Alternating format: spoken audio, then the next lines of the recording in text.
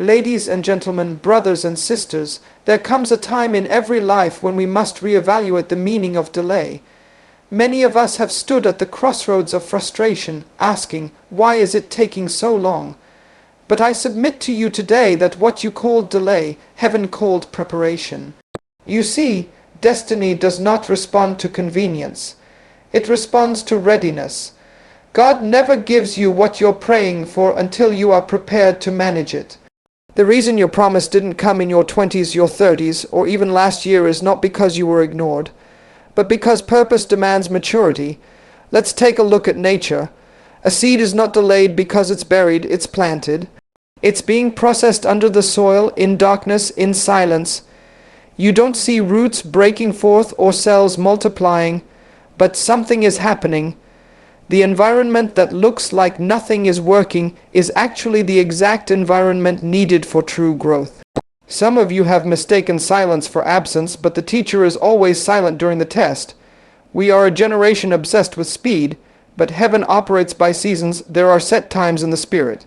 And until the alignment is perfect, until your heart is right, until the people you're called to serve are ready to receive you, until your character can carry the weight of your calling, God will wait. Not to hurt you, but to protect you. The delay was never about punishment, it was about positioning. Had Joseph become prime minister before the pit, the betrayal, the prison, he wouldn't have had the wisdom to steward the palace. Experience matures the anointing. Time develops discernment, and pain gives birth to compassion. You needed every no, every lonely night, every closed door, not because God was cruel, but because he was crafting something in you that can't be taught in comfort. Now hear this, you have arrived at your moment. The same God who hid you is now revealing you. The stage you feared you missed was not built yet. The people you thought forgot you were not prepared to receive you. The version of yourself you were trying to present was still in development. But now the vessel is formed, now the assignment is aligned, now the moment has come. You were not delayed, you were not forgotten. You were being made. What feels like a delay is not a denial of your destiny, it's a divine setup. Too often we judge God's timing by human expectations. We look at the calendar, compare our lives to others, and then conclude that because something hasn't happened yet, it will never happen. But the wisdom of God is not confined by our impatience.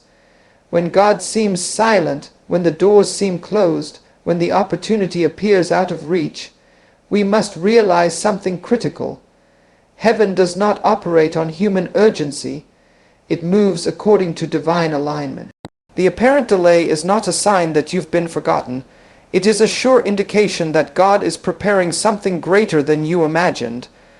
When we look at the stories of those used mightily by God, delay is a consistent theme.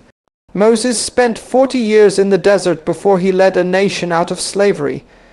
David was anointed as king, but spent years running from Saul before he ever sat on the throne.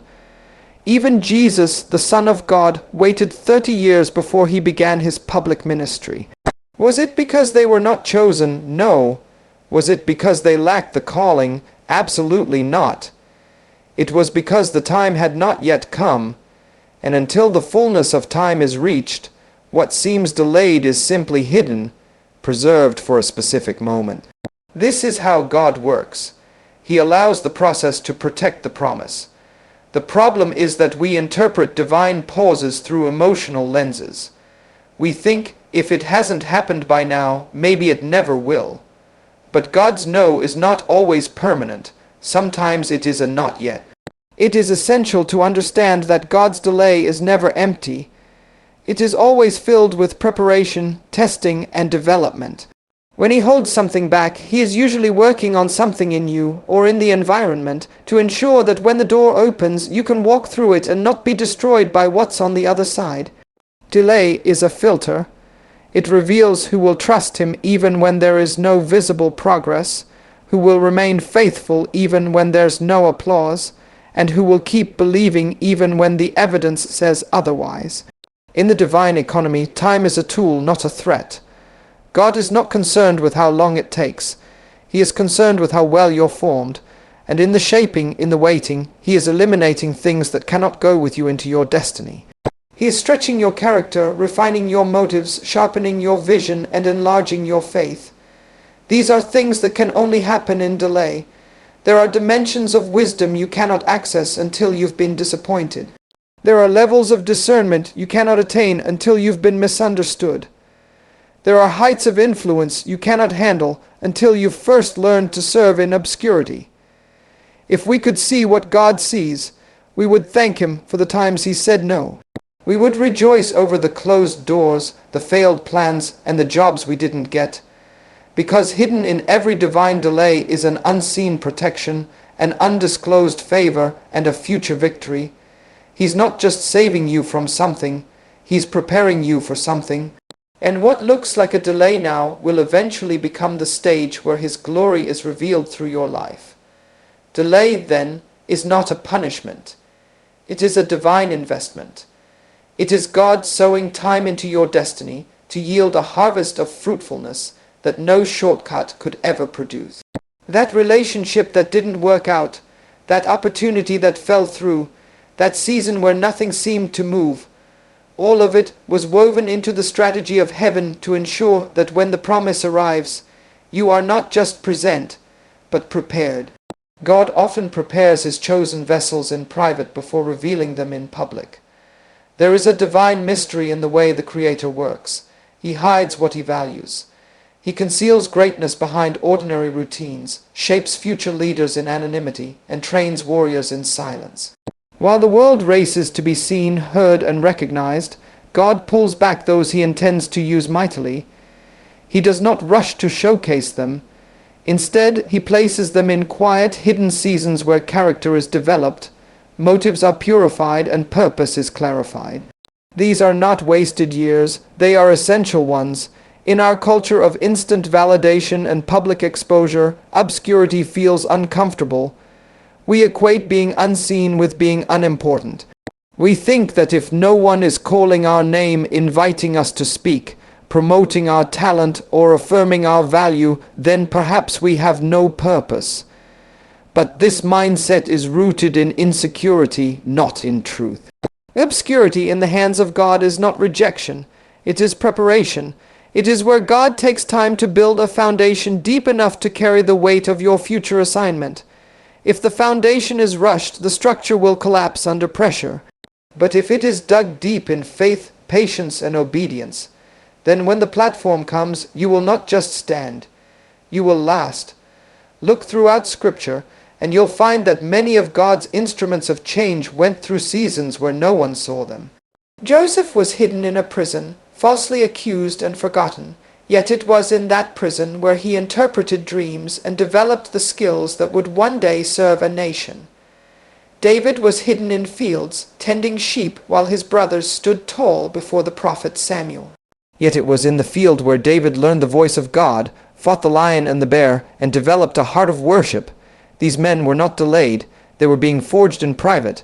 The private seasons are sacred. They are the wombs of destiny. In them, God whispers identity, corrects error, trains the heart, and strips away dependence on external validation. No crowd is there to applaud your effort. No one sees the tears shed in prayer, the journal pages filled with vision, the hours spent reading, writing, and refining. But heaven sees, and heaven values what is done in secret. For what is nurtured in secret is protected from premature exposure. God will not unveil a vessel until it is ready to carry the weight of its calling. Obscurity also protects you from the corruption of early praise. When the applause comes too soon, it can distort your sense of purpose. You begin to perform for approval rather than live out of conviction. But when you've been hidden long enough, when you've learned to serve without recognition, to obey without applause, to grow without being seen, then you emerge not seeking attention, but walking in assignment. You don't need the spotlight to validate your gift, because your identity is rooted in who you are in God, not in what others say about you. The hidden seasons test your faithfulness. Will you still prepare when there's no stage? Will you still worship when no one's watching? Will you still study, pray, grow, and dream when there's no immediate reward? These are the questions answered in obscurity. It is in that hidden place that the authentic self is revealed. The version of you that is unpolished, unfinished, yet deeply loved and deeply called by God. And in that raw state, the Lord begins to shape a vessel that can carry both glory and humility. Public platforms without private preparation are dangerous. They attract crowds but lack substance. But when God has prepared you in the shadows, when your roots go deep, then when the light shines on you, it does not expose weakness. It reveals strength. Not the kind of strength that comes from human will, but the strength that is forged in silence, sanctified in solitude, and sustained by the Spirit of God. Every great purpose is forged in the fire of process. No purpose without pressure. The pathway to fulfilling divine purpose is never instant, painless, or effortless. It is a journey marked by trials, training, and transformation. God never delivers greatness without a process, because purpose must be proven before it is revealed. It is in the crucible of adversity that purpose is clarified, and in the heat of affliction that potential is unlocked. When we cry out to know our purpose, we must understand that the answer often comes wrapped in challenge. What we interpret as difficulty is often divine refinement, shaping us into vessels fit for a higher assignment. The fire of process does not come to destroy, it comes to purify. Gold, in its raw form, carries impurities that can only be removed under extreme heat. In the same way, the human heart, the mind, and even our intentions carry elements that cannot go with us into our next season. These elements are not necessarily evil, but they are incompatible with the level of purpose God intends. The process removes pride, entitlement, insecurity, and fear. It challenges comfort zones and exposes blind spots. Every uncomfortable situation, every denied request, every unanswered question becomes part of the pressure that purifies. Many want purpose without pain, they desire the reward without the refining, but heaven does not authorize purpose that has not been processed.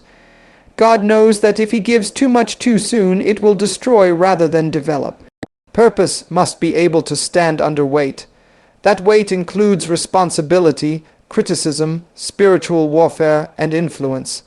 If you are not prepared for it, the very thing you prayed for will become the thing that breaks you.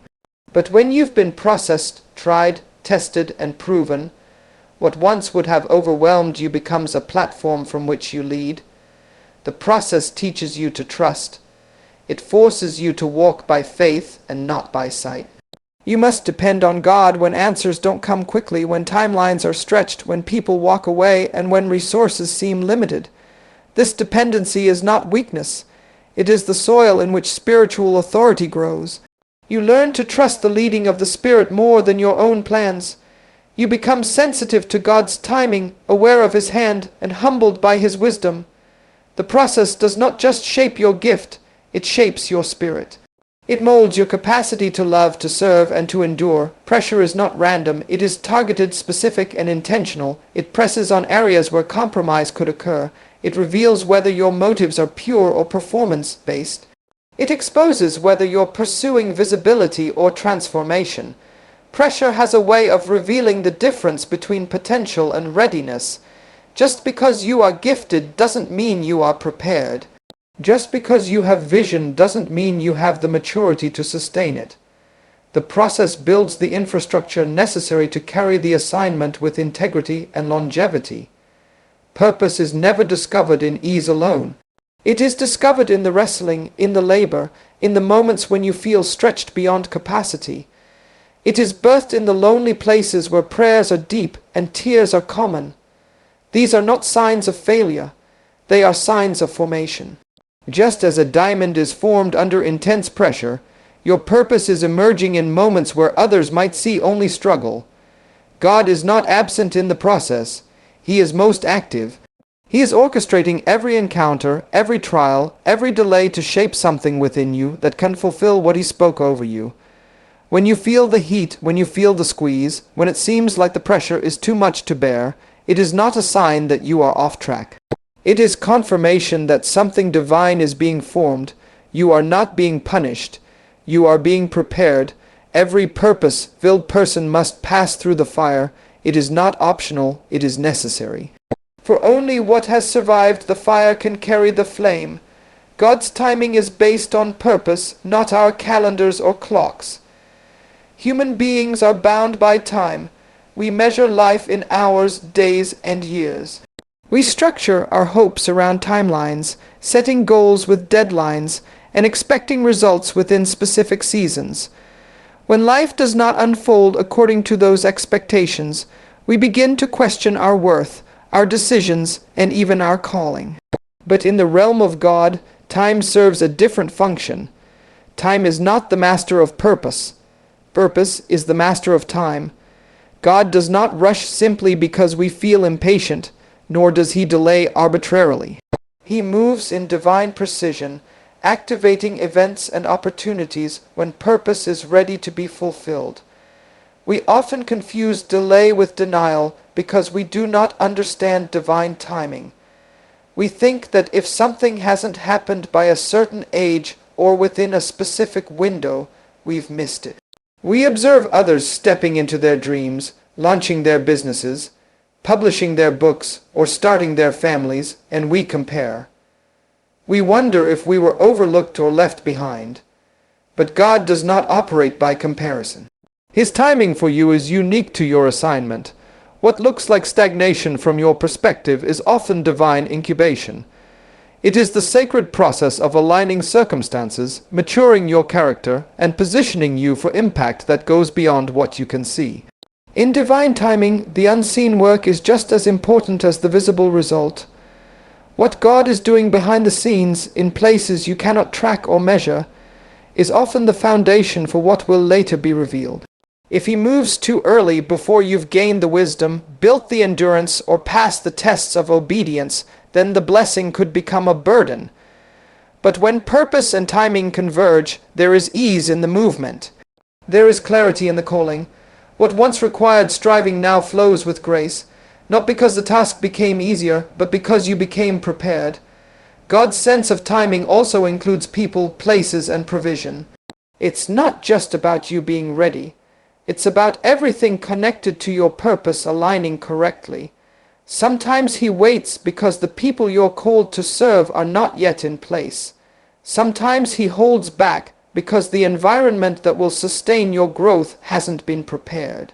Sometimes he withholds because the resources required for the next season are still being arranged. What we perceive as a delay is often a multi-layered orchestration of divine purpose. The complexity of God's timing is far beyond our understanding, but always perfect in its execution. One of the challenges in trusting divine timing is learning to release control. We want guarantees. We want to see the path before we take the first step. But God often gives vision without giving a schedule. He asks us to walk in faith, to obey without complete understanding, to trust without visible confirmation. That is the test. Can you move when there's no map? Can you prepare when there's no platform? Can you remain faithful when it seems like the promise has stalled?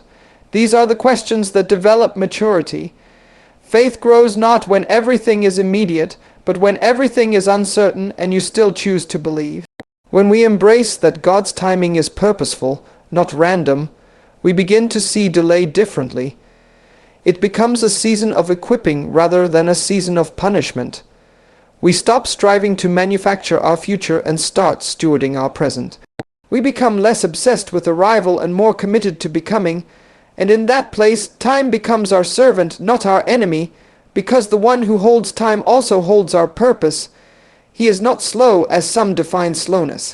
He is strategic, methodical, and deeply invested in producing something eternal through our lives. Every tick of the clock, every passing season, every year that feels lost is accounted for in his plan. What you learn in silence equips you to speak with authority when it's your moment. In a world that values noise, exposure, and instant recognition, the idea that silence holds value seems counterintuitive. Yet, in the economy of heaven, silence is not emptiness, it is education. God often chooses silence as the classroom where he teaches his most profound lessons. It is in the quiet seasons, the hidden places, the moments when no one is calling your name, that you are being taught how to carry weight when the spotlight finds you. Silence is not an absence of movement. It is the atmosphere where foundations are laid. In silence, you learn to hear what noise often drowns out, the voice of God. You learn discernment not through the affirmation of crowds, but through the inner stillness that allows His whispers to guide you. This is the place where distractions fade and your spirit is tuned to divine frequency. While others chase platforms, you are gaining depth. While others market themselves for visibility, you are gaining wisdom in obscurity. This wisdom, forged in solitude, becomes the oil that fuels your lamp when the night is darkest. It becomes the steady voice that knows how to lead with conviction, not because it was trained by applause, but because it was tested in silence. Silence is also the place of personal confrontation. In the absence of external noise, the internal voice becomes clearer. You begin to face your own motives, confront your doubts, address your insecurities, and wrestle with your identity. These confrontations are not moments of failure. They are critical checkpoints of development. When you are finally called to speak, to lead, to create, or to serve on a public level, it will not be the sound of your voice that carries power, but the silence in which your voice was shaped. Authority is not built in the crowd, it is birthed in the closet. The lessons learned in silence become the keys that unlock doors later. God often deposits strategy, revelation, and insight in seasons when it feels like nothing is happening. You journal ideas that seem too big. You receive visions that feel out of reach. You gain clarity on matters that no one else is yet discussing. But these insights are not for immediate use. They are stored, matured, and held until the appointed time. And when that time comes, you will not need to find your message. You will already carry it. It has been cultivated in prayer, refined by patience, and shaped in stillness. Silence also builds restraint.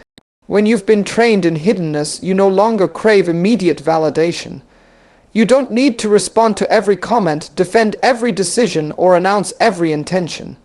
You move with the discipline of someone who knows where they are going. This level of restraint is rare, and it is one of the marks of true authority. People may not understand your silence, but they will not be able to deny your impact when the time comes. Because when you do speak, it will not be from a place of ambition, but from a place of assignment. Many try to skip the silence. They rush to be heard before they have anything to say. But premature exposure often leads to shallow expression. What you say matters, but the depth behind it determines the effect. When your words are formed in silence, they carry the weight of someone who has lived what they speak. There is a gravity that comes from being shaped in the secret place, and that gravity will draw the right people, open the right doors, and produce the right results. The world may not applaud silence, but heaven honors it as the soil where real authority is grown. The season you thought was wasting your time was actually preparing your strength. In the natural, we measure value by visible results, tangible accomplishments, and evident progress. If something doesn't yield immediate fruit, we assume it is barren. But in the spiritual dimension, the unseen roots are often more valuable than the visible branches. God is more interested in building what lasts than what simply impresses. The strength required to sustain your destiny is not developed on the mountaintop, but in the valley, in those seasons that seem dry, repetitive, and obscure. What felt like a delay was actually divine conditioning. There are times when you pray and nothing changes, when you act in faith and doors remain closed, when you sow in tears and still face silence. These are the places where God trains the muscles of endurance. He teaches you how to persevere when there is no reward in sight, how to stay faithful when there is no confirmation, and how to walk with integrity even when there is no recognition. This kind of strength cannot be taught in a classroom or gained through motivation alone. It is the product of walking through wilderness seasons and learning that God is still present even when the scenery doesn't change. Strength is not built in ease. It is forged in resistance. The moments that challenged you, frustrated you, and even disappointed you were not interruptions. They were investments.